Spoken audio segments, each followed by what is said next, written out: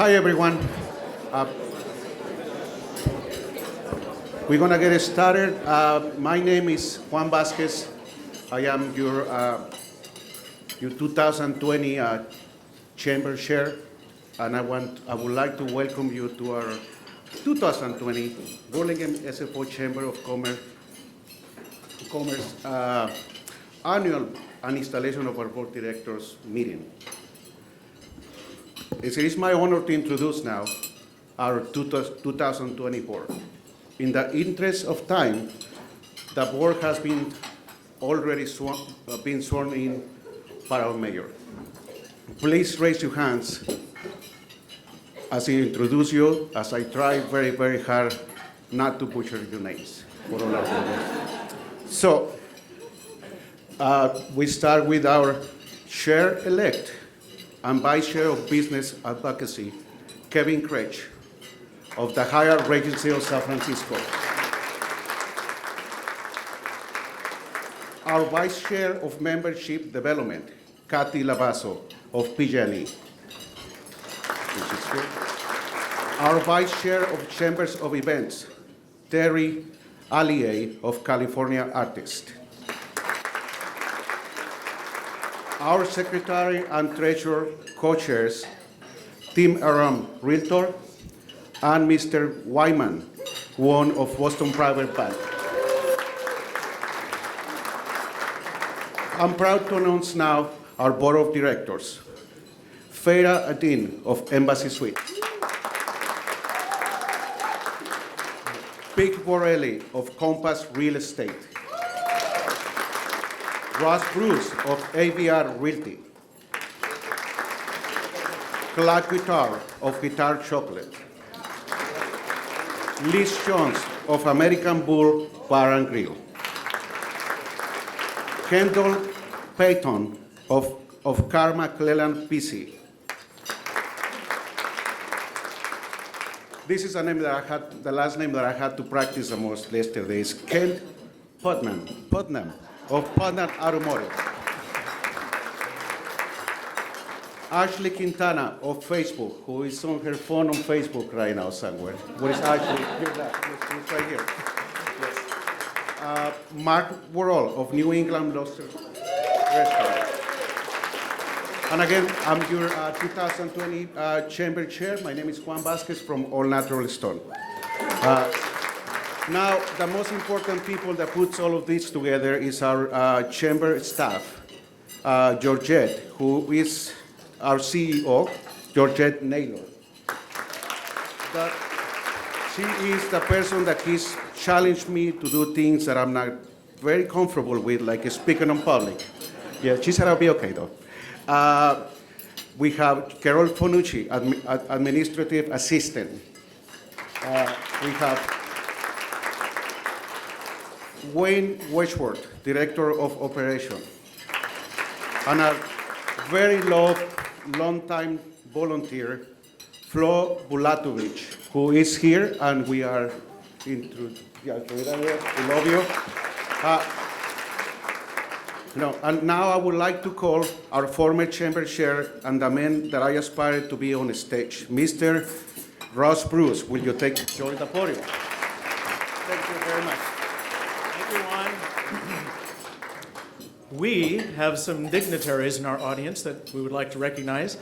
Please raise your hand so that we can see you. And if you're involved in a hostile recall election, feel free to leave your hand down. Please withhold applause, ladies and gentlemen, until after we've concluded. First and foremost, the Honorable Mayor of our fair city, Emily Beach, Vice Mayor. Well, so much for holding applause. I knew you were going to do that. Vice Mayor Ann Keegren, Council Members Michael Brownrigg, Ricardo Ortiz. Regrettably, Donna Colson could not make it here today. Somebody's happy that Donna didn't make it. City Manager Lisa Goldman, City Parks and Recreation Director Margaret Glomstad, City Economic Development Specialist Joseph I Can Type Fast Sanfilippo, City Sustainability Director Sigal Michael, Burlingame Community for Education President Jaime Burton, San Mateo County Board of Supervisors David Canepa, Supervisor Dave Pine's office is represented by Linda Wallen. San Mateo County Silicon Valley Convention and Visitors Bureau is represented by none other than Nova Maldonado. State Senate, Jerry Hill's office, is represented by Mr. Elmer Martinez. U.S. House of Representative Jackie Speier's office is represented by Mr. Ryan Perkins. So could we please have a round of applause for the people who make everything work here? And I would like to thank our sponsors, the chairman, Circle member, platinum sponsor, Mills Peninsula Health Services. Gold sponsors include Facebook and Recology of San Mateo. Silver sponsors, Boston Private Bank and Trust Company, Crosby and Gray, where we must be working, Dewey Land Company.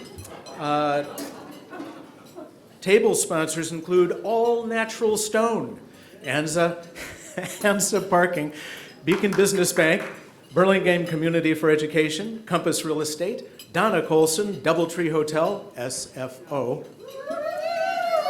Embassy Suites, Hyatt Regency Hotel, SFO, New England Lobster, Peninsula Healthcare District, Putnam Mazda Volvo, Summerhill Housing Group, Upward Credit Union. So I'd like to thank you all for making today possible. Also, I would like to recognize a few people. Would Mr. Mike McKee come to the podium? Mike McKee to the podium, please. Mike McKee is the general manager of the Doubletree SFO, and he's here. All right, that's a good sign.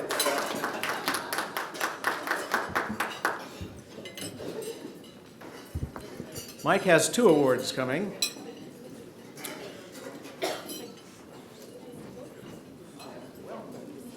Mike has 2 awards. One is for being on our board of directors for 6 years.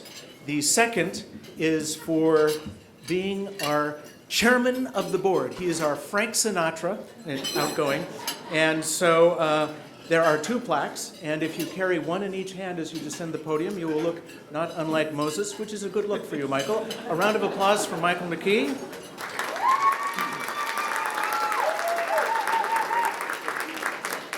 Flo Balatovich has been a volunteer at the Chamber office since the first Nixon administration. We could not do it without her. Flo, thank you so much for all of the years you have helped us out, and please accept these flowers as a token of our appreciation. These very flowers, Flo, are yours. Where is Flo? Right over here, all right. Oh, we'll bring them to you, Flo.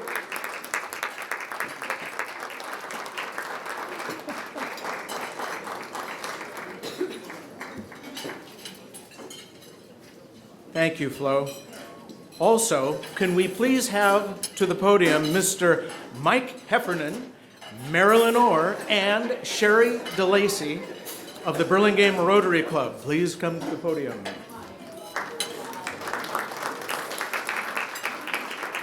We have our Burlingame on the Avenue Scholarship Partnership with the Burlingame Rotary Club, and I would like to give, we have a missing person, eh? Well, I would like to give you the scholarship check, and thank you so much for what the Rotary does in general and what you two do in particular. So a round of applause for the Burlingame Rotary, ladies and gentlemen.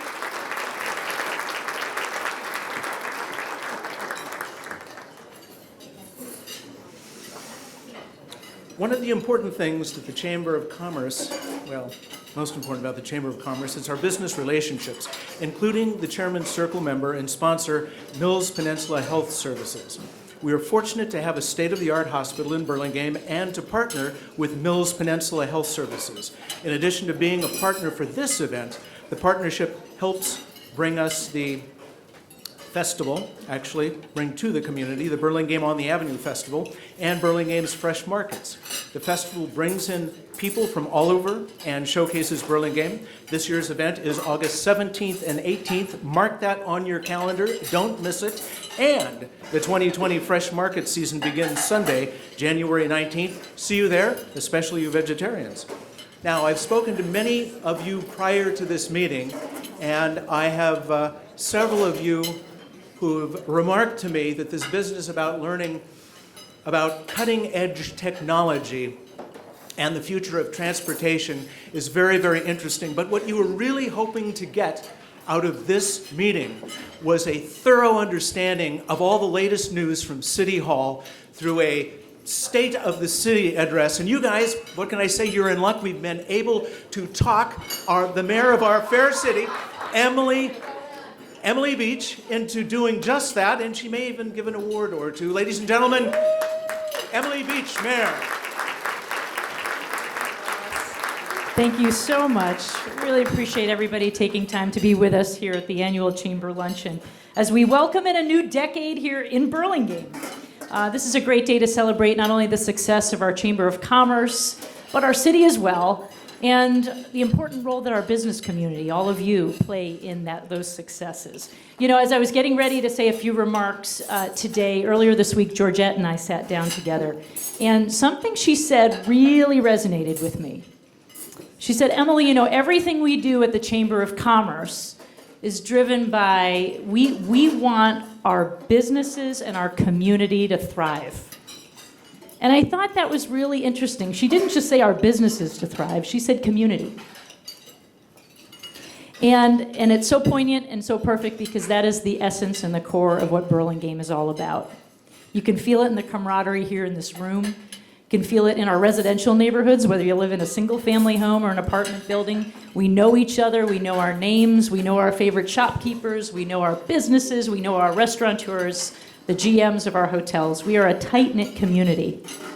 And I thought about that and how I could create some kind of a theme that would be appropriate for the state of the city in our rich civic life. And so I thought about building a more sustainable community. Because that's what I think all of us are trying to do in our various spheres of influence. And when we say sustainable, we think sometimes green, recycling. We think about Proterra, business leaders that are doing amazing work to make greener transportation systems for us. But sustainability is more than that. We're talking about how can we sustain the great thing we have going here in Burlingame? How can we make sure that our residents, our businesses, our workforce, our schools, continue to thrive in all the challenges that we face together. So today, I'm really going to take no more than about 5 more minutes, and if you can bear with me, I would love to share with you some progress that we've made in our city towards some goals that help us be a more sustainable Burlingame, and then even how you might be able to help us along the way in the year ahead. Now, about 4 years ago, under the leadership of then Mayor Ricardo Ortiz, Ricardo, where are you? I think you're over here somewhere.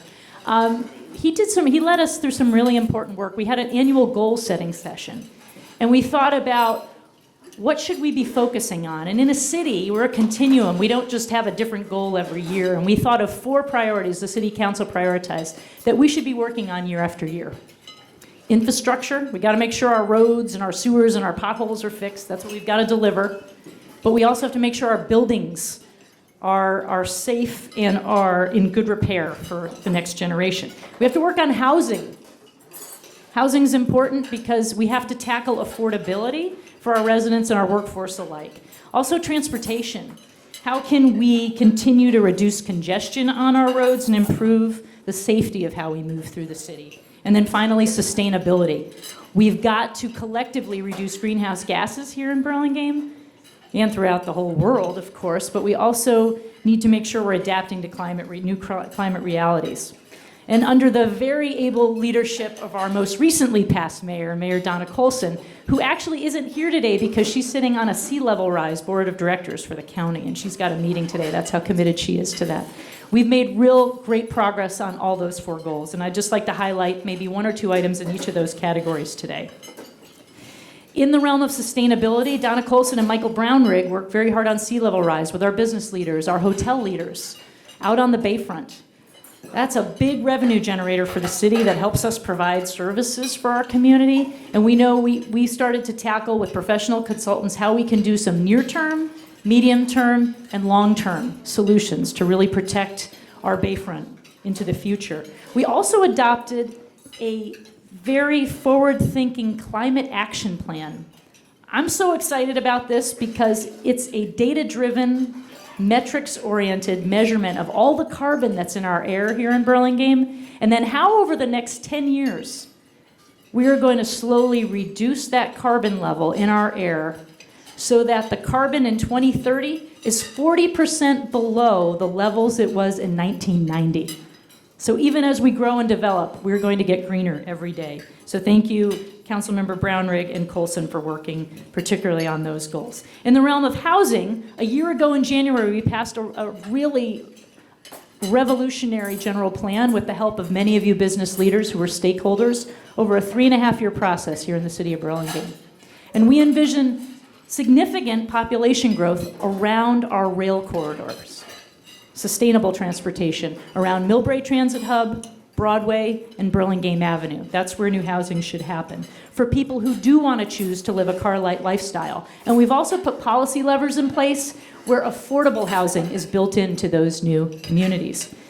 Vice Mayor O'Brien Keegren and Councilmember Colson are working really hard on a specific plan for a brand new neighborhood in the Rollins Road area, right near Millbrae Transit Hub. Shared industrial and residential living in one place. It's very exciting. The next stage of our general plan will be a zoning update for the entire city. And we need our business leaders and our property owners to participate in that conversation. We've heard loud and clear, particularly from our Broadway business leaders and our downtown business leaders. We know that retail is changing, not just here in Burlingame. The world of online shopping is transforming retail services throughout our world. And we've heard loud and clear from our community that we need to be flexible and we need to allow some new uses so that our business leaders can respond to new market demands so we can keep our downtowns to be the most vibrant in the whole Bay Area. And in addition to that, we've also worked on transportation. Many of you who work in our downtown core are probably thrilled that we have broken ground on a brand new parking garage. A brand new parking garage, 162 net new parking spaces downtown, but efficient use of parking, right? Better than surface parking, so that we can take our surface parking lots and put them to higher use. Higher uses like affordable housing, green parks, community gathering spaces like a downtown square. Ricardo Ortiz and I are working on a subcommittee to continue the work to get Broadway grade separated. What does that mean? You know how the railroad tracks meet the roadway? That is the #1 most dangerous roadway and railway crossing in the state of California right now that's unfunded. Caltrain weekday services coming back to Broadway within 2 years. Major thank you in large part to our Congresswoman, Jackie Speier, and many great work throughout the region, but we are going to have more rail service in this community, which is good, but we have to preserve our quality of life and make sure that that railway crossing is safe and separated for our community.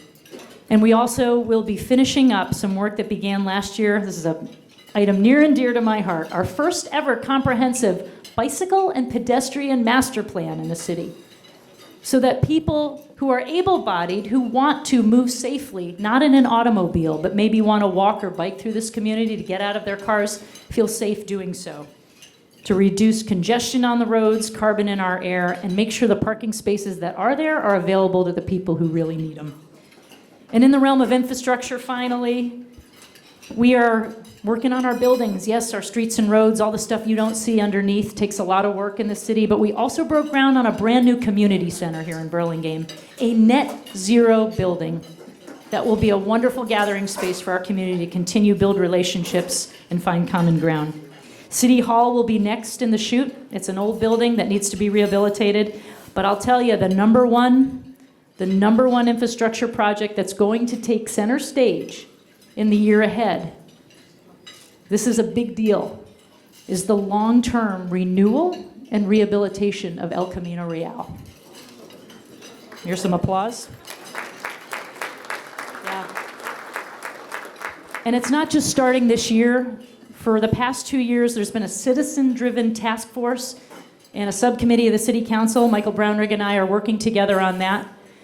And the first public meeting which I genuinely invite all of you to mark in your calendars. Tuesday, the 28th of January, from 6 to 8 p.m. in our rec center. We are working in close partnership with Caltrans, who actually owns that state highway, about a long-term vision, not short-term fixes, long-term vision for how we can continue to maintain a beautiful treescape, right? That is a core value of our city, a beautiful treescape, but also have a safe roadway and safe sidewalks. And we can achieve that vision, and some of the conversations are going to be really hard. Really hard.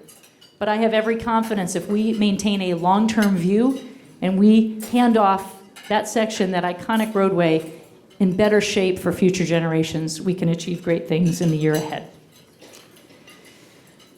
Finally, state of the city. I want to share with you something the council and our staff is particularly proud of. The financial state of the city is very, very strong. In large part because we've got an incredibly talented staff led by our city manager, Lisa Goldman, a mature and a fiscally responsible city council that even in great economic times like we are experiencing here in Burlingame, we are being really thoughtful about our dollars. I could rattle off a whole bunch of numbers that out of context wouldn't matter to you, but here's what you need to know. We get a lot of revenue in the city.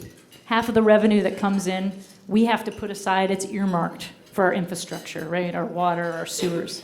The other half is a little bit more discretionary. And that's how we fund the great services that we deliver to our community. Now, of that general fund, of that flexible money, what you need to understand is that 30% of that comes from property taxes. Our residents, but also our businesses, play a big role in that. But 54% of our general fund is directly related to the work that you do, our business community. It's our hotel transient occupancy tax. Thank you to our major hoteliers. The hotel tax is about 37% of our general fund, and sales tax is another 17%. So 54% of our general fund is thanks to all of you. That is the sign of a healthy community, that we have diversity in our income. Not all communities have that, and that's why we're in such good shape. And we're not only able to invest in our community, but we are being really smart like little squirrels, and we're socking in our piggy bank money away to the tune of, in just 5 years, we've been able to accumulate $35 million in a capital reserve so that we can work on our buildings and infrastructure and Broadway grade separation and build a community center in a responsible way. In fact, we're doing so well financially, and you business leaders will appreciate this. The S&P Global Rating raised our city's rating of the city of Burlingame in 2 categories, from AA+ to AAA. So can you give a round of applause for a fiscally responsible city that's doing the right thing? And I forgot to mention a really important statistic. Yes, we're fiscally strong and socking it away. I'm going back to the housing component. The success of our policy, because it's not just about saving money and making sure, we've got all this money for services, that the policies that we've made in housing, and I'm sorry to backtrack, but this is really important. We've got about 2,000 housing units in the pipeline right now along our rail corridor, and 447 of them, over 22%, are affordable to low, very low, and moderate income families. That is huge work. That is great public policy at work. So there's a lot to celebrate in Burlingame. So as I close my remarks, and I really am going to get off the stage here, my theme was sustainable communities. It's a really important theme for all of us to consider. In this 50th anniversary year, April 22nd is the 50th anniversary of Earth Day. So I challenge all of us in whatever our spheres of influence are, whatever leadership role you have in your company or your community, to continue to help us build a more sustainable Burlingame into the next decade. We appreciate, I hope you've heard loud and clear, how much we appreciate the contributions of the Chamber and the contributions of our business community, and we look forward at the city to partnering with you in the year ahead to make absolutely great things happen for the city of Burlingame in 2020. Thank you so much.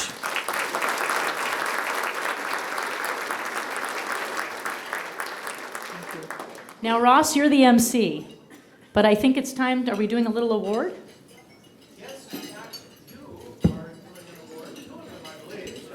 Oh. Thank you so much. Brian, thank you. I realized I have a little note in this. I want to make sure if I'm giving an award away.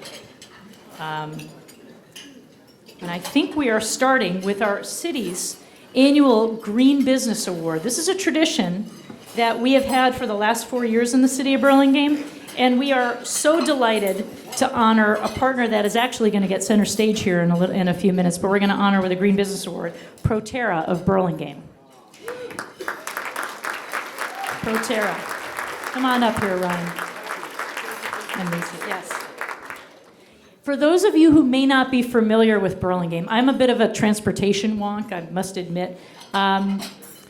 What Proterra is doing is truly revolutionizing the transportation industry. It's truly amazing, and we are so proud to have their Silicon Valley R&D facility right here in the city of Burlingame. They are tackling the way we think of buses and heavy-duty vehicles, where they're just turning the world in a way upside down. It's American-made, zero-emission electric buses that are coming into our communities thanks to Proterra. They've got cutting-edge battery technology, and Ryan will tell us all about it in his presentation ahead. But they've sold, believe it or not, over 800 buses in 43 states across this nation, including here in the Bay Area. So Samtrans, in the months ahead, you'll start to ride on Proterra electric buses designed here in Burlingame, and VTA. So every time a Proterra bus replaces a diesel-powered, we offset 230,000 pounds of greenhouse gas emissions. We eliminate exhaust fumes, which cause respiratory diseases. Proterra to date has displaced over 2 million gallons of diesel fuel, and they're headquartered here in North Burlingame.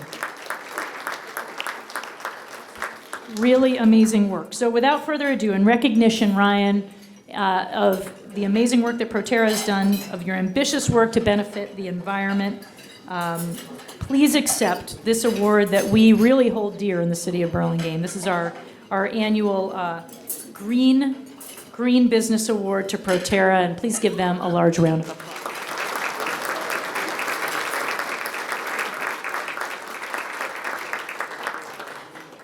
You'll hear from Ryan later. And I can't wait for you to hear from him. It'll be a very inspiring discussion. We've got one more award. Is it time to do one more award, or did you want to do? We're going to be bringing Mr. Ryan Perkins from Senator Jackie Speier's office to the podium. And since I'm fundamentally lazy, I'll be emceeing from the chair. The fundamentally lazy MC is sitting from the chair. And we do have wonderful Brian Perkins up here. I just want to say a few words. We are giving an award today to somebody who has no idea he's giving an award. So I'm going to tell him right now, Mr. Dale Perkins, I see you in the audience. Hold on to your hat. Dale Perkins. How many of you know Dale Perkins? How many of you do? Maybe I should ask, how many of you don't know Dale Perkins? Because everybody knows Dale Perkins. He is an amazing gentleman, an amazing community member. And Georgette had an idea, along with our city manager, Lisa Goldman, and we thought this would be a great idea to find a way at this community event to honor him. He's an artist soul first and foremost, a great family man. And at 90 years young, he continues to lead an extraordinary life. He's had such a distinguished career. He studied art at San Francisco State. He was at the California Academy of Arts. He's an Army veteran, near and dear to my heart, fellow Army veterans. But we were darn lucky that about 60 years ago, Dale discovered Burlingame. Thank you to the Burlingame School District, who is represented over there at the BCE table. They had the great foresight to hire Dale Perkins to come be an art teacher at Burlingame School District and teach teachers how to teach art and integrate art in the curriculum. It kind of sounds familiar to Common Core these days, kind of taking lessons from the past. That's what we're doing these days now. He's best known for iconic scenes he paints of Burlingame and the San Francisco Bay Area.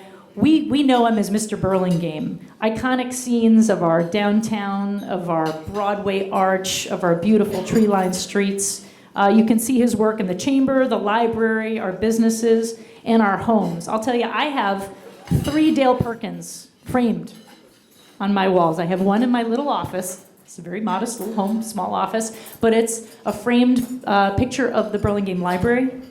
My husband we have another one in actually our bedroom of San Francisco, the cable cars. And my husband has one of Fort Point. It's a pencil sketch. It means a lot to him because his grandfather served at Fort Point and was stationed there many years ago. And in all his art, what I see is a passion for life. There's a vibrant color and beauty and happiness, and it always warms my heart. He's also about the kindest, warmest human being you'll ever meet. And the last thing I'll say is, I think the sign of a successful life, I believe every human being has superpowers. Whether you think you have them or not, you do. But the sign of a meaningful life is figuring out what is your superpower and how can you use it to serve others and make the world a better place. And I think Dale Perkins is a life that really demonstrates that in so many ways. We're so lucky he is Mr. Burlingame and a part of our community. So I'm going to, let's give him a round of applause right now.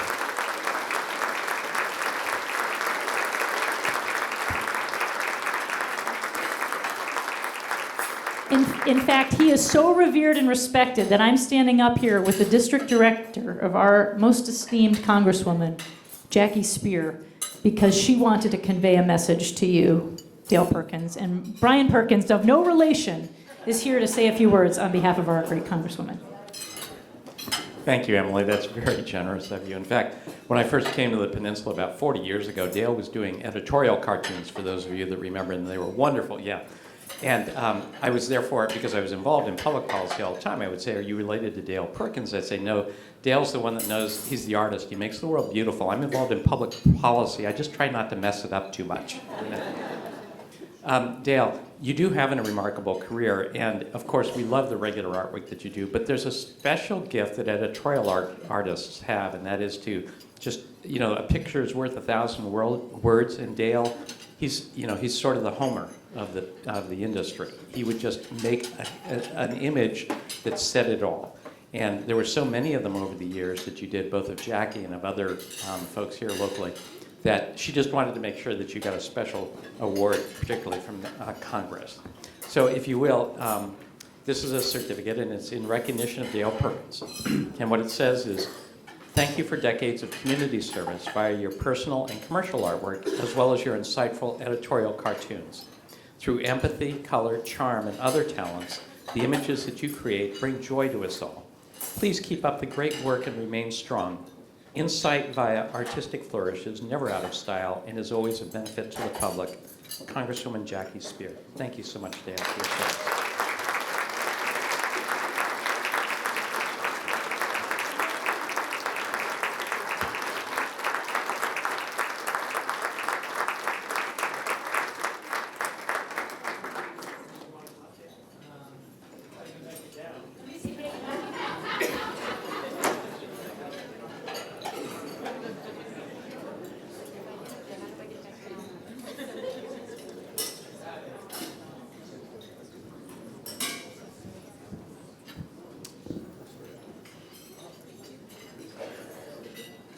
There are words, but too many to thank you.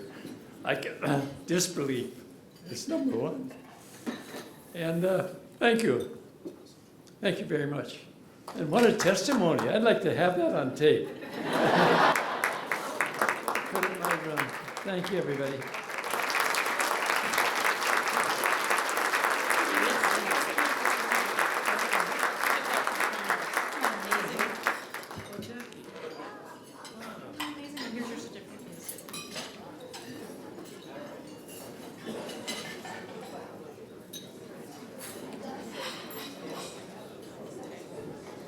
I'm done, but I just want to do one shout out to Peninsula TV for filming tonight, so we could sell it. We could show everybody on the peninsula what a great community we have. So thank you, Penn TV.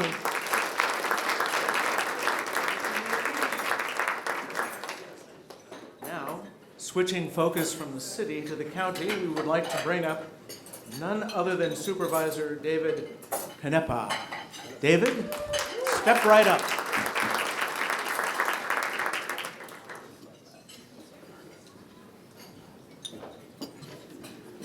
Thank you. Thank you very much. I'm delighted to be here.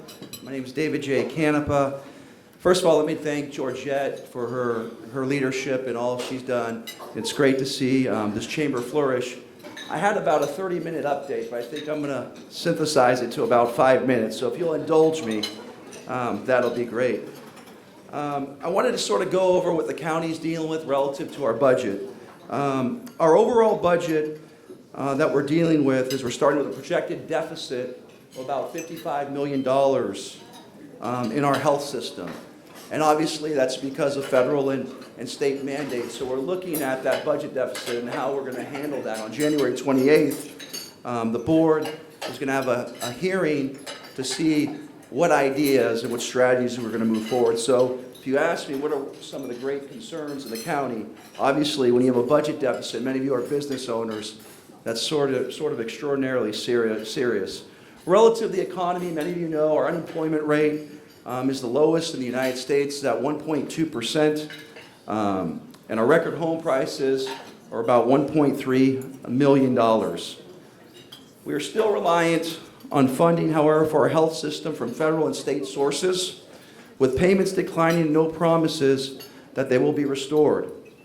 It's a tough reality that faces us because we have to look deeper into the future of health care and how it's delivered. As some of you know, there's the housing crisis that continues to plague San Mateo County. We know that the county has added only one new housing unit for every 12 new jobs it creates. We tackled the crisis fully on as a board by pledging more than $50 million over 2 years to boost housing production. When you think about that, that's a historic number. We've also relaxed our accessory dwelling unit rules to get more in-laws and granny units online, which could be helpful to cities such as Burlingame to meet their housing goals. The county's commitment to affordable housing is evidenced by something I'm extraordinarily proud of, and we should all be proud of.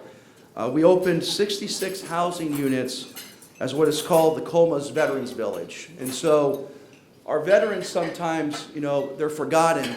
A lot of our veterans deal with challenges, and those challenges range the spectrum. And so what this facility does is it gives people not only a home and taking them off the street, some who are chronically homeless, but giving them support and wraparound services, which is so desperately needed. Many of you know about the Mid-Peninsula Boys and Girls Club. The county each year, we have what's called Measure K funding. The Measure K funding is a supplemental tax which you pay. That funding usually is around $86 million to $90 million. So obviously having that supplemental is extraordinarily helpful. But what we've done is we funded through the Mid-Peninsula Boys and Girls Club STEM, and really making sure that we're able to help our children around science, technology, and innovation. I'm a fourth generation San Mateo County resident. Grew up in Pacifica, I now live in Daly City. But one of the things that just strikes me is that the people who I grew up with can't live here. And hopefully through these innovative programs, working with our schools, we'll be able to provide them the opportunity for a skill set that'll make them competitive in the marketplace. One of the other things that we're working on, San Mateo County, Supervisor Brewer and I pushed an initiative around vaping and making sure that we ban vaping. And that's a big issue in our schools, it's a big issue in our communities. And so the policy we adopted is probably the most aggressive policy around e-cigarettes. And I don't know if many of you heard yesterday, U-Haul, which is a national company, many of you know, took a real aggressive stance. And their aggressive stance is if you are a tobacco or you smoke, that they will not hire you. And so that's pretty ambitious and aggressive. The county continues to work on disaster preparedness.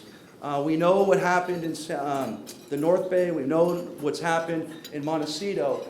And one of the big issues we're trying to tackle, I serve on the chair of the Office of Emergency Services, is how do we notify our residents in the most appropriate but most expeditious manner. And so we continue to work with the state legislator in making sure that we aggregate information. So right now we have SMC Alert. Many of you can opt in to SMC Alert. But one of the technologies that we're looking at is looking at utilities such as PG&E, PCE, Verizon, and seeing what we can do to aggregate that information so people would just be able to opt out instead of opting in. And that's really transformative because when you think of people opting in, it's relatively tough. In terms of OES, in terms of SMC alert, I think that number is at 13%. We can scale that number to being much greater than that. And so we continue to work on that. The county's also dealing with issues around wildfires and how we address it. As many of you know, the unincorporated areas work with CAL FIRE, and just being real strategic around technology and how we can use that technology to make sure that we're out in front of it. The other thing we're working on relative to that is an idea that sort of came up, and I think it's a really good idea, on taxpayer bills, making sure that we put in certain areas evacuation plans, so we make sure people are aware so they know how to get out of these situations. And when it comes to tsunamis, fires, and these issues that are, you know, really significant, we really aren't very good at planning, but when we get out ahead of it, you know, we can save lives, and so that's really extraordinarily critical. I think the mayor really addressed the issues around sea level rise. The county will be the first county in the United States to create a flood and sea level resiliency district, and that was really driven by Supervisor Pine, who represents your area. He's doing an incredible job at the Board of Supervisors. You should all give yourselves a round of applause. The taxpayers, you should never forget what the taxpayers do, because without the taxpayers, we really can't stand. It was because of your support that we were able to pass Measure W. And so across the county, what are the issues that poll the highest, right? The issues that poll the highest are housing and transportation. And so with the money that we're going to be able to get for transportation, we're really going to be able to make infrastructure improvements, but really have the ability to create a lot of throughput, which I think will be helpful. And who really likes potholes? Anyone like potholes? So, you know, you hate to throw another county under the bus, but I won't name the county, but I can tell you we have a lot less potholes than they do. And so use your imagination.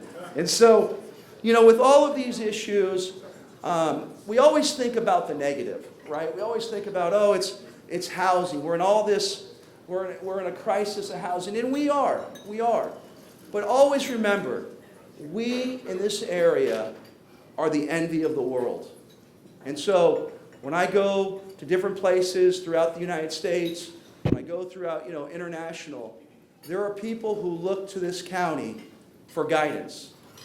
And it's because of all your folks, the creativity, your hard work, your technology, all those things that we have makes us very special. And we should never forget that. Thank you very much. I appreciate your time. Thank you. Supervisor David Canepa, thanks for coming here. We have a raffle, and everyone has one free ticket, and the prize is that deluxe gift basket behind me. If you would like to purchase another raffle ticket for $20, Mr. John Delaney is circulating around your tables even as we speak.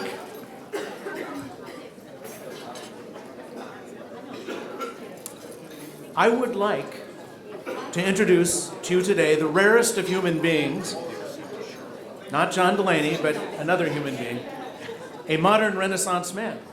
Ryan was an early part of Tesla Motors, a board member of the Silicon Valley Leadership Group, which focuses on affordable, sustainable transportation. A member of the Green Advisory Council, Ryan has served in the Army and comes to us a refugee of Harvard University with a master's. As Mayor Beach has pointed out, currently Ryan is CEO and president of Proterra, a leading innovator in zero-emission buses with offices in Burlingame. Ladies and gentlemen, a round of applause for Mr. Ryan Popple.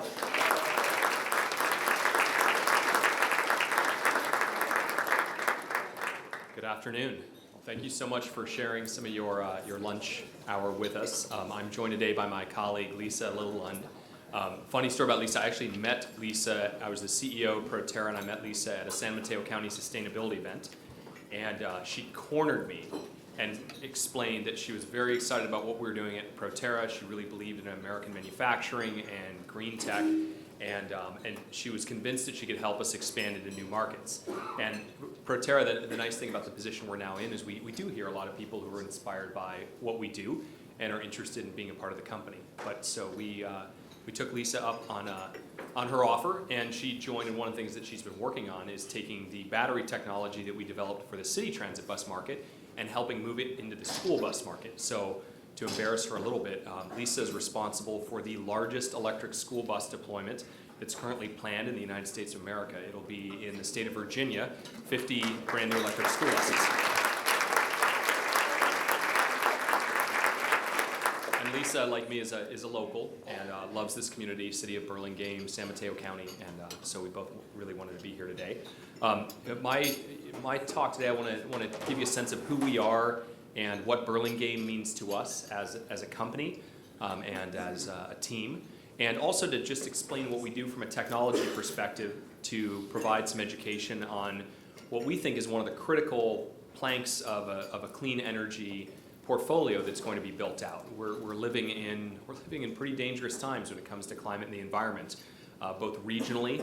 We just went through our horrific wildfire season, to globally, and you look at places like Australia where they have about 1.5 million burning in a single forest fire. So it can be really easy if you pay attention to environmental issues to lose hope and to think that there's not enough time left to do something. But I think one of the things that we're seeing is that a lot of the fundamental technologies that we're going to need to not just mitigate environmental damage, but completely eliminate emissions, they're coming into focus now. They're coming into place, and now it's a question of scaling them. And Proterra is just one element of that larger strategy, but we do think electric vehicles and electric transit in particular is a big piece of that. So without further ado, also want to thank Mayor Beach. Thank you very much for including us today and for everything you do to make Burlingame both a great place to lead a company and a great place to live. So Proterra, our primary focus is on transportation for urban areas. And I think the Bay Area and San Mateo County is one of those interesting areas that fundamentally we are a highly urbanized region. It's still a beautiful place to live with trees and a small town feel and parks, but if you've lived here for a while, and I've been in the Bay Area since '06, since I escaped the East Coast as a refugee of the Northeast, you felt it. I mean, there was a pullback in congestion during the Great Recession, but you think now, we have 3 kids, and my wife and I have to be masters of logisticians in terms of cutting across the peninsula, and who's going to go to basketball and who's going to go to swimming. And those surface streets in particular, they don't feel like a suburban area. Our surface streets get as clogged and congested as downtown San Francisco or downtown Manhattan or Chicago. We have a lot of people and a lot of cars, and they're all coming to the same place, which is the most urbanized regions of our country. The reason for that is jobs. If you look at where job creation is happening and the networks that form and the advantages that companies have by locating in places like Burlingame, it's not surprising at all that we are seeing such a rapid influx of people who are coming to our most urbanized regions in California. So if you look back at just the US, it was only a few years ago where we crossed over to being a majority urbanized nation. So I think a lot of our identity in this country, especially in the American West, is around kind of our sense of the wild and the outdoors. But the reality is we are becoming a highly urbanized country. And that means where our jobs are, where we're moving people, where the emissions are coming from, it's the urban areas. Another way to think about it is if you're working on sustainability in a major urban area like San Mateo County or like Burlingame, you are solving the core problem. We think about this a lot at work, how you separate out and think about the 80-20. Solving sustainability for cities and urbanized counties, that will solve the climate crisis. That is the elephant in the room, is the emissions that come from our urbanized regions. And we are on track to being close to 90% urbanized within a few decades. And it's not necessarily because people are leaving certain areas, it's just that the growth, especially the international growth, it's all happening in our cities. So if you're passionate about environmental sustainability, at the very top of our list, we need to think about how do we move goods and people, how do we create economic value in cities? That's the problem we have to solve. So we've known for a long time that transit is a critical part of this strategy, and I think it's important to highlight because there have been a lot of debates over the last 10 years about the roles of shared mobility and transportation networks and carpooling. The reality is, if we're worried about the inefficiency of traffic, if we're worried about giving people a shorter commute or a commute that's less stressful, it's not a revolutionary idea. We've known this for over 100 years. You want to put as many people in the same vehicle, and you want to have people share their origin and share their destination and be willing to walk or ride a bike or take a scooter that last mile. So I'm thrilled to hear from Mayor Beach about a lot of the transit-oriented development. And I can tell you, as a CEO of a company, the primary reason we picked 1815 Rollins Road for our California headquarters was access to mobility. We have talent in the East Bay, we have talent in San Francisco, we have talent in San Jose. We have a couple of us like myself who live out on the Wild Coast in Half Moon Bay. And so we really wanted something that was in the center. We needed access to an airport, so the proximity to San Francisco Airport was also critical, given that we have customers in over 40 states. But that Millbrae transit hub and its proximity to Rollins Road, it's absolutely strategic for me, because as we are recruiting younger workers, new college grads in particular, they're not that interested in owning a car, figuring out what to do with the car, and slogging down 101 or 280. That's one of the reasons why you see the major tech employers literally investing in their own bus networks. It's a competitive advantage for them to recruit and retain employees. Some of the statistics are pretty remarkable. If you look at 2001 to 2009, just over a 10-year period, the millennial generation, their personal mileage dropped 23%. So again, sort of legacy images of what this country's about. We talk a lot about car culture, but a lot of that is fading away, especially with the next generation. The emotional connection with the car is a status symbol, it's going away. So the opportunity to locate your corporate headquarters near something like the Millbrae bus rail transit hub to be able to access multiple transit systems. A lot of our employees use that, and it is a way that we can recruit and retain people. So transit's critically important, and the fundamental reason why is it's really the only solution we have for congestion. You can change what cars operate on, you can change how taxi services work, but if you're moving 4,000 pounds of metal to move 1 or 2 people, you're taking up that much road geometry, you're going to have a ton of congestion. And there's a phenomenon we talk about in transit called induced demand. I'm sure all of the urbanists and urban planners in the room know what that is, but if you look at major highway systems like 16-lane highways, 20-lane highways, what we know is from induced demand, if you build another lane, it's going to get filled. Because people, if you have an open lane, it is really hard to compete against that. You're going to get in your car, and what we tend to do as humans is we all use that lane until it is so congested and inconvenient that then we're willing to consider something else. So, excuse me, the solution is not more lanes. It's not more cars, regardless of who is driving them. And I would say I'm even skeptical that autonomous cars are really going to do much about congestion. Because if you are still moving every single person in a big vehicle to an individual destination, you're going to have a lot of congestion. So we have the backbone of a very strong transit system in the Bay Area. There's certainly a lot we can do to improve it. But we need to absolutely double and triple down on transit. And it's hard and it's slow to expand rail, so we are really excited to see things like transit-oriented development, because it does appear to be a little bit faster to move the people closer to the transit we have than wait for transit to go to where the people currently are. So, and just some statistics about the criticality of transit.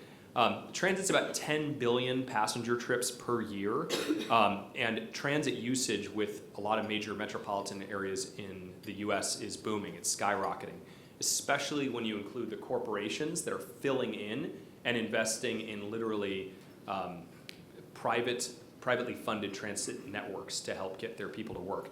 If you look at regions like Seattle, which is one of our customers, their goal is to get single occupancy vehicle trips down to 1/3 of commutes. So walking, biking, corporate commute or corporate transit, public transit, they're trying to move 2/3 of people. And they have very similar challenges that we do. They have a booming economy, and they have a geography that's a lot of hills and a lot of water, and a lot of choke points around bridges. So if they can do it, I know we can do it as well. Some further statistics specifically around buses and the criticality of really the workhorse of transit that tends not to get as much attention, but the city bus, 500,000 trips per month, bus trips per month in the US, 5.1 million per year on a typical year, 20 million passenger miles per year, and it's going up. So We need the ability to get a lot of people to the same place and occupy a very small amount of the road is critical. And when you look at an area like the Bay Area or Seattle or New York, all of these high growth urban regions, we just don't have a way of building any more land. In fact, when we look at challenges like sea level rise, we are going to lose land in the Bay Area. We're not going to gain it. So there is not going to be an opportunity to add more lanes. We're going to have to get a lot more efficient.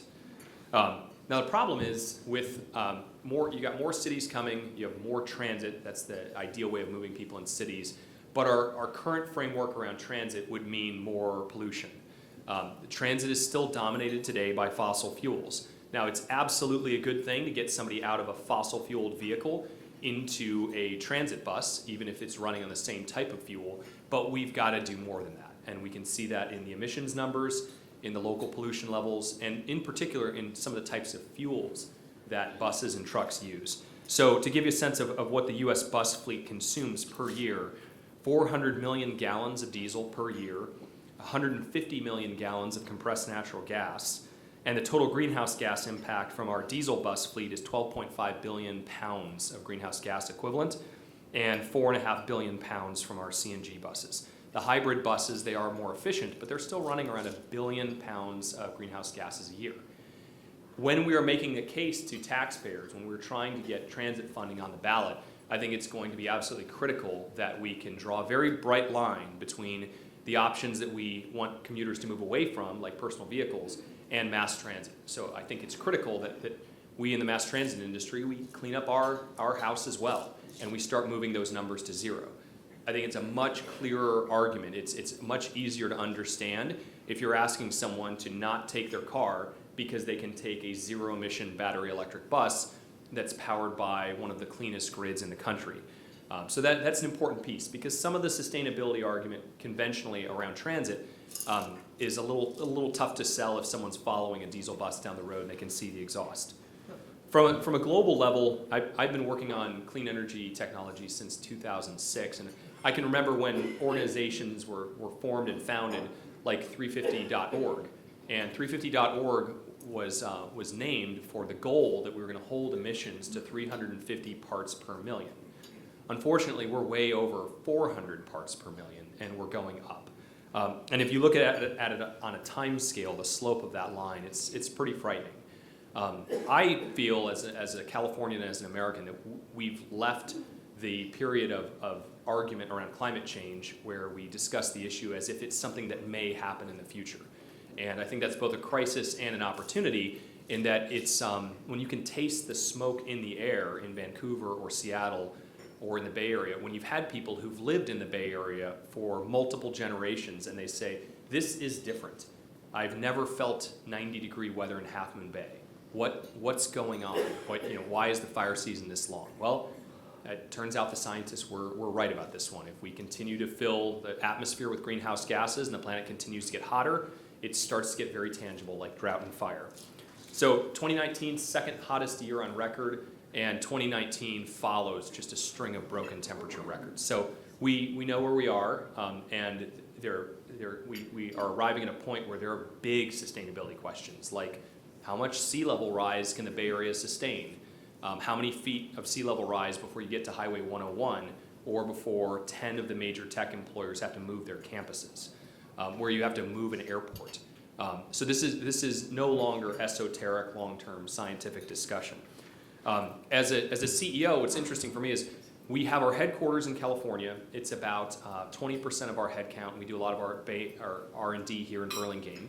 We have an electric bus production facility in LA County, and we have another one in Greenville County in South Carolina. And what's been interesting for me is the amount of business interruption we've had to deal with in all three locations that are related to weather and natural disasters.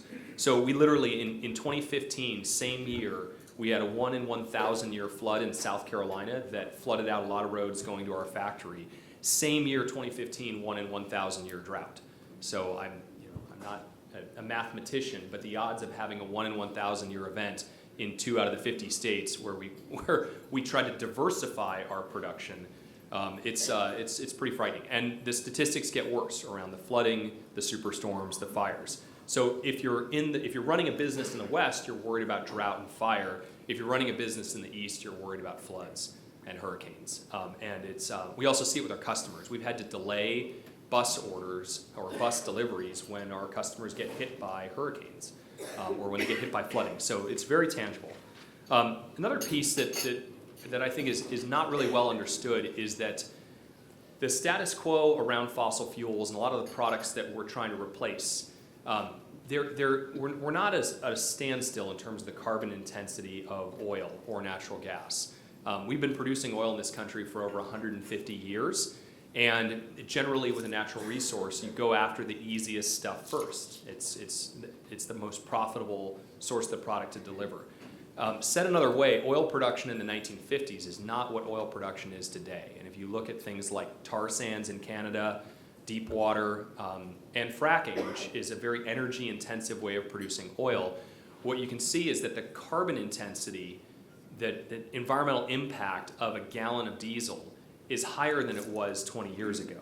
So even if we decided that we're not going to increase our usage of fossil fuel, the problem is the environmental impact of fossil fuel is going up. So for a number of reasons, we have to have a real sense of urgency of doing something fundamentally different.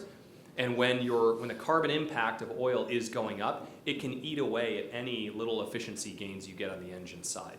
And if you look at things like Google Maps photos of what Canadian tar sands look like, or just look at the energy content, the amount of electricity that's now used to frack and refine a gallon of gasoline, it's pretty remarkable. Related is the topic of natural gas and methane, and where we are in the state right now. We're not yet at a point where we can run everything on renewable electricity, but I think it is very important both on the grid side or the electricity side and on the transportation side to view natural gas as a bridge.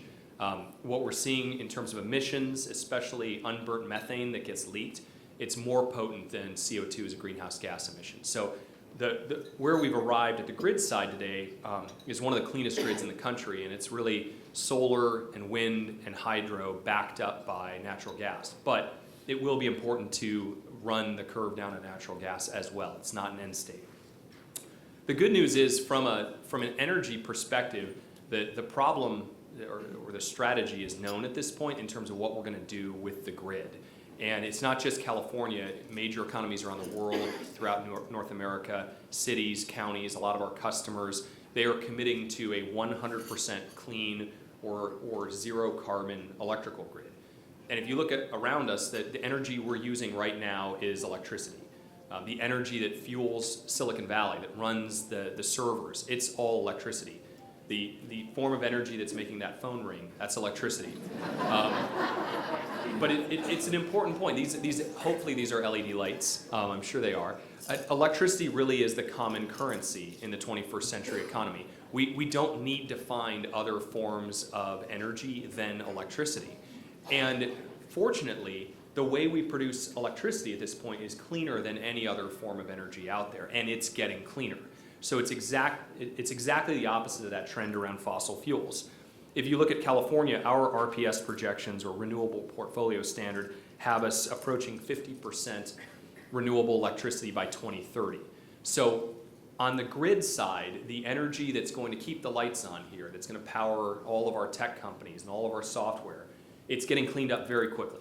And the cost of solar has plummeted, the cost of wind energy has dropped, the cost of storing that stuff in a battery is incredibly affordable. So much so that if you're going to build a new power plant unsubsidized, it's very difficult for a brand new fossil fuel power plant to compete with a brand new solar or wind site. So that's great news. We know what to do on the electricity side. The challenge now is how do we get that electricity into the transportation sector? And how do we increase the resiliency of electricity? I think all of us who are residents of the Bay Area, unless you had solar and energy storage or a backup generator, your power may have gone out for as long as 2 to 5 days. And given the climate instability we're living through, that's going to get worse. I think we're naive to think that it's going to get easier to manage a large-scale utility in a wildfire-prone state. The good news is, though, that electricity is getting a lot cleaner and it's getting a lot easier to distribute it and to generate the electricity exactly where you need it. So we're looking at putting in solar at all of our schools, at all of our bus fleets, on our homes, our businesses. And with batteries, we have the capability of storing that electricity and using it at night. We are now in this country installing a solar system on a new build house or commercial building faster than every 2 minutes. So every 2 minutes, there's a new solar system that's getting installed. The trend continues to accelerate. Now, the Bay Area, I think, can be very proud of its role in starting the transition of transportation over to transportation, or of electricity over to transportation. And one of the critical cities in the journey of electric vehicles and of Tesla Motors was San Carlos. And it was on Industrial Road in San Carlos. I started there in 2007 as an early employee over at Tesla. But the fact that we still have places in cities like Burlingame and San Carlos and South San Francisco where we can do real innovation, it's remarkable to think that in 2006 Tesla had 200 employees, and now Tesla by market cap is the most valuable car manufacturer in the United States, and more valuable than several of the Europeans as well. So it wasn't that long ago that we had no idea how anyone was going to build a high-performance electric car, and the Bay Area, California led the way. And I think if you look at the announcements from the car sector, there are a lot of big car companies that 5-10 years ago they would have told you electric cars are crazy. Today they're saying their entire portfolio is going to be zero emission. And this area is responsible for leading that revolution. So I think we know where we're going on the car side, but as I started this conversation, single driver, single car doesn't do anything for congestion. And we need to move to a world where we have zero emission for everyone, not just people who can afford to buy a brand new car. So that's largely what led to the genesis of Proterra. Our founder started this company wanting to get state-of-the-art U.S. electric vehicle technology into the mass transit sector. And on the surface, it sounds pretty straightforward.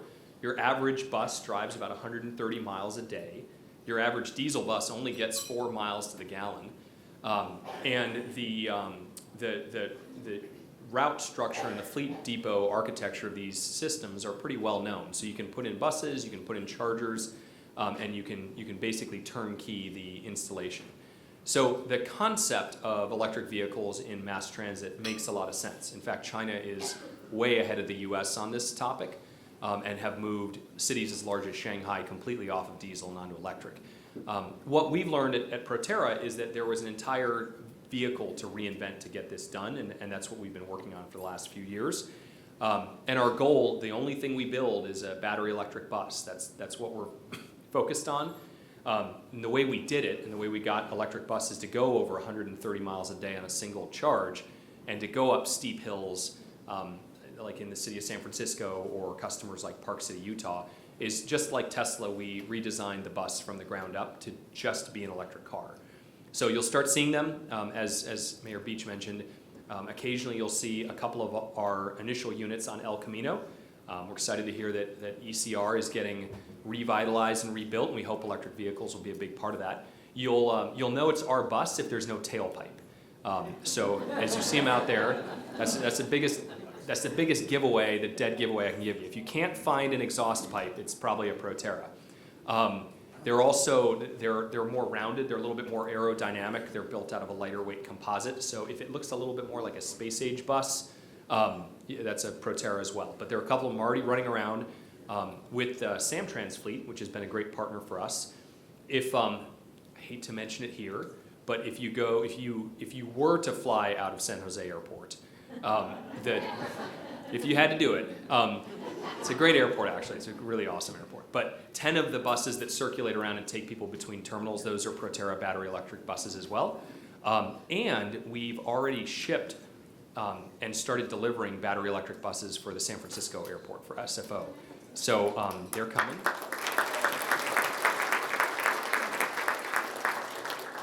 And the exciting thing for me is it's getting to the point where, when we started this journey, we had 3 buses at Foothill Transit in Southern California. So if you wanted to see a Proterra bus, we could give you the exact time and place that you needed to go.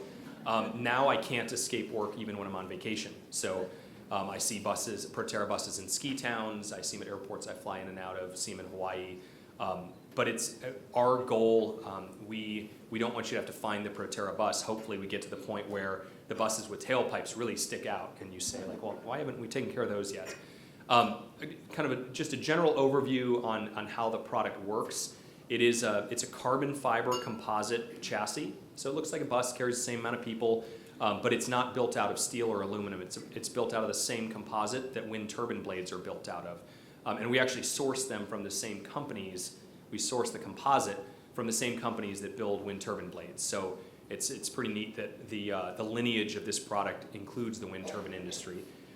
The buses each have 4 battery packs underneath them, mounted into under the floor of the chassis, and each battery pack's about the size of a Tesla. So we're using about 4 times the batteries as a typical electric vehicle. But from a congestion and an urban sustainability perspective, we can move up to 75 people. So you can build an electric car, move 4 or 5 people, or you can build an electric bus and move close to 80. So you really get a lot of great leverage on that technology. And what I find remarkable is the motor that powers our standard bus is about that big. It's about 10, 12 inches in diameter, weighs a couple hundred pounds, and it replaces a diesel engine that's several thousand pounds and takes up the entire rear compartment of the bus. Another tip for spotting a Proterra bus is they have a rear window. And the reason they have a rear window is there isn't that gigantic engine back there. The motor is about that big, and it's mounted underneath along the axle. And they're very powerful. Our basic model has around 300 horsepower, and we have a new twin motor configuration coming out that has over 500 horsepower. It will outclimb and out-accelerate any diesel bus in the market. So if you're in the market for a bus and you want a bus where you can race your friends, we highly recommend the Duo Power Edition. And actually, that product was driven by a lot of the demos that we did with the city of San Francisco. They have some really steep hills, and they told us, bring us a bus that can do a 24% grade, and we'll start going electric. And in terms of the emissions impact, obviously with an electric bus, you have no tailpipe emissions. But even when you account for the electricity that is used to power the bus, you're looking at a 70 to 90% reduction. And our vision is that we hope this gets to a complete 100% elimination of emissions as the grid implements more and more solar and wind. Importantly is what is the economic business case for this as well? Because we are firm believers that if the product isn't more profitable for the user to operate, and if we can't build the product at a profit, then this won't scale. This won't scale with economic gravity.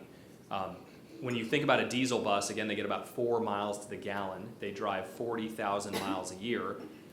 So they need about 10,000 gallons of diesel fuel per year per bus. And diesel runs between $3 and $4 in our state. So they are spending between 75 cents and $1 per mile to move that bus. The electric bus, it uses about 2 kilowatt hours a mile, so they're spending between 20 and 40 cents. So when you follow an electric bus, you got to listen for the sound of the coins as their cash register is ringing. But it is remarkable that we have customers that have figured out that the electric buses are so much more efficient than the diesels that they are almost hyper-miling or hyper-using the electrics.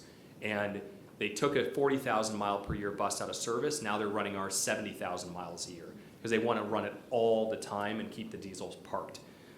So that can add up for some customers to savings of over $400,000 per bus. And when we think about how do we get taxpayer funding to go farther with transit systems, how do we have more transit, that'll lower the cost of transit. So we have to make the assets as efficient as possible. I'll close. The last thing I pulled up, we did a grand opening. I think it was at the very end of 2015 or 2016. We had about 6 employees at our new facility. We had moved our headquarters to Burlingame, and the main reason for that is we were attracted to the innovation talent here, especially around battery technology and software and power electronics and marketing as well, people who knew how to bring new technology to market. So pretty much an empty warehouse at 1815 Rollins Road. Some of you were there that night to join us, and I found the presentation we gave that night. It was pretty neat. So just in terms of what we've gotten done with this community's help in a very short period of time, roughly 3 years, that night we talked about having 14 customers in terms of bus fleets. Today we have over 100, and we have customers in Canada as well. We're moving north of the border. We said here we had 108 firm orders, and I think that's funny that we've said firm orders. And we were really specific, 108. I don't know exactly how many orders we have, but we're closing in on our 1,000th order for an electric transit bus today. We had delivered 60 electric buses at the time. Today we're closing in on 600, so we are 10x that. We had done 1.5 million real-world miles, and we're now over 10 million. This one I thought was the most remarkable. That evening when we talked about our vision for what we're going to do in Burlingame and what we're going to do with this electric bus company, we had helped customers offset about 5 million pounds of emissions. Currently, that number stands at 50 million. So a 10x growth in terms of the emissions reductions we've enabled. And we're just getting started. We're closing in on our 1,000th order, but there are 70,000 city buses in the US alone. In the school bus market, I'm looking at Lisa for help, I think there are 300,000 to 400,000 yellow school buses. And those are relatively small markets. That's not even getting into things like delivery trucks, all that stuff that brings your Amazon Prime and everything else, and Class 8 trucks in our ports. Our view, though, is that bus is where it should start. It's the best business case, and it's a great way to prove it out. And just like we've started to transfer the technology to the school bus market, we hope we continue it as well. And years from now, we can look back and be proud of the fact that this region really set the example for how you can sustainably run not just your built environment and your facilities on clean electricity, but also your transportation system. So thank you so much for the opportunity to tell you more about Proterra. Come by and see us anytime. And thank you for your work.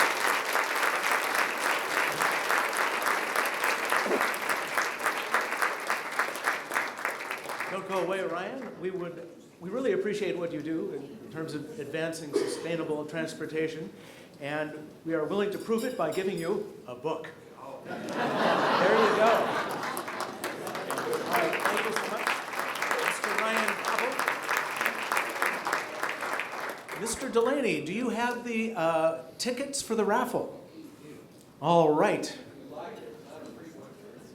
I did. There are not free. We did not provide you with free raffle tickets. I lied again. Okay, so for those of you that ponied up $20 a head, let's see here. Who do we have? We have 977-080. 977-080. Are you still here? You're right here? Come on up.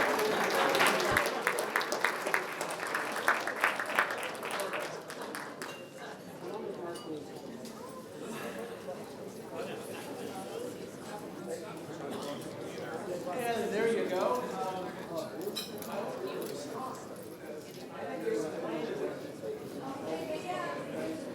I beg your pardon? And the lacy suit? A decorative lacy suit. Are there any other things I'm giving away? Or fibbing about? All right, well, in that case, what about those flowers? Oh, yes, Flo. I don't know what I was thinking about. Thank you for keeping me honest again. I'd like to thank Kevin Critch, the general manager and staff of Hyatt Regency, for this outstanding lunch. And I'd like to thank you all for coming and participating. You make it possible. You do a lot of great things for the community. Keep up the good work and have a fine weekend. By the way, the parking gates are open, so put your wallets away.